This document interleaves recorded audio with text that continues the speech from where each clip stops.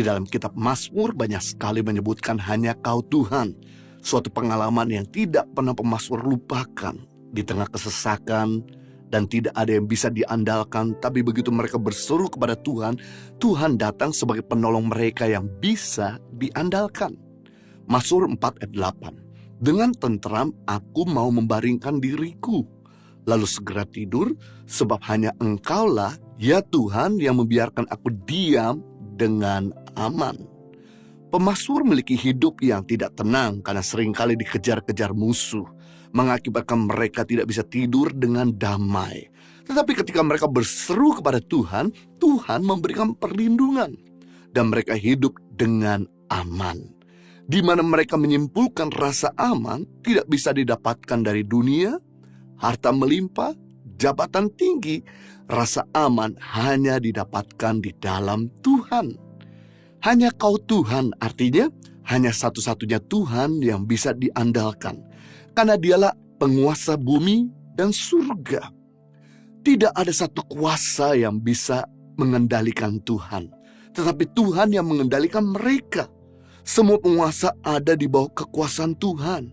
Kuasa gelap, kuasa sakit penyakit, kuasa maut ada di bawah kuasa Tuhan. Bersama dengan Tuhan kita akan melewati semua kesukaran yang besar. Nah, saya mau bagikan ada 3 hal kenapa kita perlu mengandalkan Tuhan. Yang pertama, karena Tuhan saja yang tidak pernah mengecewakan. Habakuk 3 ayat 17-18. Sekalipun pohon ara tidak berbunga, pohon anggur tidak berbuah, hasil pohon zaitun mengecewakan, sekalipun ladang-ladang tidak menghasilkan bahan makanan, kambing domba terhalau dari kurung, dan tidak ada lembu sapi dalam kandang, namun aku, kata Nabi Habakuk, akan bersorak-sorak di dalam Tuhan dan beria-ria di dalam Allah yang menyelamatkan aku. Nabi Habakuk merasakan bahwa hasil bumi, hasil ternak, hasil alam, hasil usaha dan pekerjaan bisa mengecewakan. Tetapi hasil yang dari Tuhan tidak pernah mengecewakan.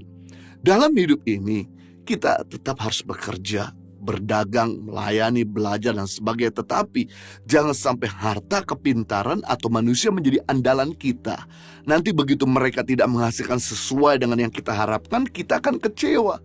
Menyalahkan mereka atau menyalahkan diri kita sendiri. Itu sebabnya setiap kali kita mengawali hari baru, di pagi hari mari kita menghadap Tuhan, bersyukur dan berserah kepada Tuhan untuk hari-hari yang akan kita lewati.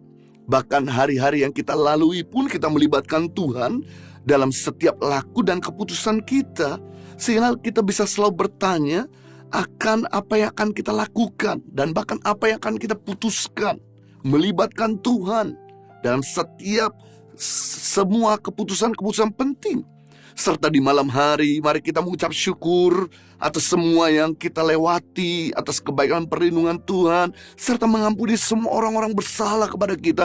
Maka Tuhan pasti akan mengubah duka cita kita menjadi sukacita, ratapan kita menjadi tari-tarian, persoalan kita jadi kemenangan, tekanan kita jadi kelegaan, penghinaan menjadi kemuliaan, kebutuhan kita menjadi tercukupkan. Bahkan persoalan sakit penyakit kita memiliki mujizat kesembuhan. Sebab Tuhan kita tidak pernah mengecewakan, merugikan, bahkan meninggalkan kita sendirian ataupun sedetik pun. Dialah Tuhan yang setia. Yang kedua, kenapa kita perlu mengandalkan Tuhan? Karena Tuhan tidak pernah lelah. Tuhan tidak pernah capek ngurus kita. Tuhan tidak pernah capek akan memenuhi kebutuhan kita, ngurus persoalan kita, ngurus sakit penyakit kita, bahkan ngurus dosa-dosa kita. Dia adalah Tuhan yang selalu semangat dalam mengurus semua tentang persoalan hidup kita. Yesaya 40 ayat 28-29, tidakkah kau tahu dan tidakkah kau dengar? Tuhan ialah Allah yang kekal, yang menciptakan bumi dari ujung ke ujung. Ia tidak menjadi lelah, tidak menjadi lesu, tidak terduga pengertiannya. Dia memberikan kekuatan kepada yang lelah dan menambah semangat kepada yang tidak berdaya. Wow, yang menarik ditulis dalam Yesaya 40 ayat 28 bahwa Ia, yaitu Tuhan, tidak pernah menjadi lemah, lelah, letih, lesu, loyo, ogah-ogahan sama kita. Tuhan itu selalu semangat, gaspol, dan sukacita ngurusin kita. Jadi kalau Tuhan tidak pernah lelah, kenapa kita harus capek sama hidup ini? Persoalan sakit penyakit kita. Kenapa kita harus menyerah akan hidup ini dalam lumpur dosa? Memang dosa membuat Anda jadi capek. Beban hidup membuat Anda jadi lelah. Persoalan membuat menguras energi kita. Tetapi ketika kita datang kepada Tuhan, yang merupakan sumber energi, maka kita akan di-charge kembali. Dikuatkan lagi, diperbaharui, disegarkan lagi, sehingga membuat kita kuat menjalankan hidup yang penuh dengan tantangan.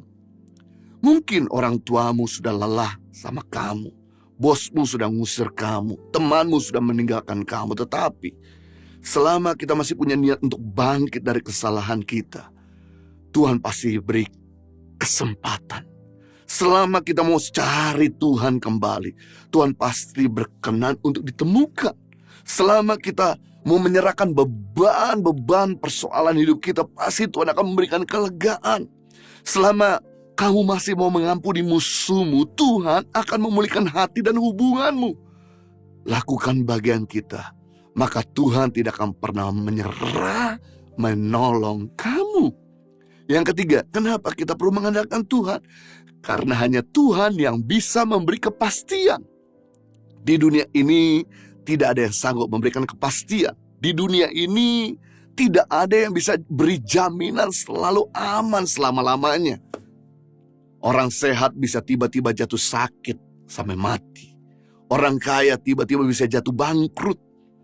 Orang yang baik sama kita bisa berbalik mengkhianati kita. Janji orang besar sama kita bisa saja batal. Karena di dunia ini tidak ada yang bisa memberikan kepastian. Hanya janji Tuhan yang bisa kita pegang, yang bisa memberikan kepastian. Inilah yang menghibur kita, menguatkan kita untuk mengarungi badai kehidupan.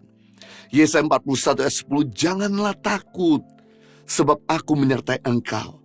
Janganlah bimbang, sebab aku ini Allahmu.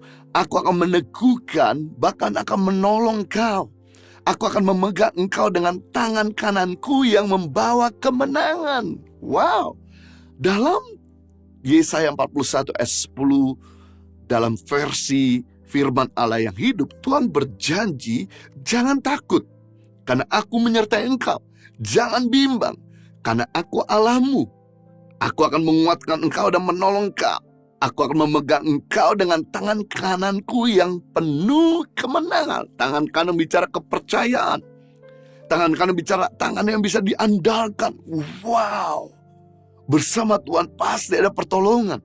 Di dalam Tuhan pasti ada jalan keluar. Berjalan bersama Tuhan pasti ada kemenangan. Hidup di dalam Tuhan pasti ada masa depan yang indah. Selama kita ada dalam Tuhan, kita nggak usah khawatir akan masa lalu kegagalan kita. Masa kini yang tidak pasti, masa depan yang tidak menentu. Pasti Dia akan menjamin kita. Pasti Dia akan memelihara kita.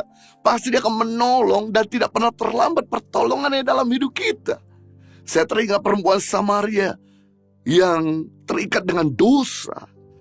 Begitu dia datang sama Tuhan, Tuhan bebaskan dia dan Tuhan bisa pakai dia menjangkau kampungnya. Sampai kampungnya itu yang tadi gak percaya sama wanita ini jadi percaya akan wanita ini yang hidupnya berubah total. Saulus yang jahat bisa Tuhan rubah menjadi Rasul Paulus yang penuh kasih. Seorang pembunuh, seorang yang benci sama orang Kristen, dalam pembunuh murid Kristus bernama Stefanus yang dirajam batu sampai mati. Tapi akhirnya Tuhan bisa ubahkan penjahat ini menjadi seorang rasul yang penuh kasih. Petrus, seorang murid Yesus yang gagal menyangkal Yesus sampai 3 kali, bisa Tuhan pulihkan, bisa Tuhan pakai melakukan mujizat yang spektakuler. Yunus yang lari dari Tuhan, bisa Tuhan tangkap dan akhir Tuhan pakai untuk menobatkan satu kota Niniwe yang begitu besar.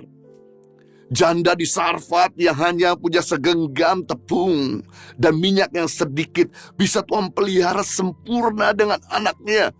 Maka Tuhan yang sama juga sanggup memelihara Anda, memakai Anda, melakukan perkara-perkara yang ajaib. Di dalam Tuhan selalu ada kepastian.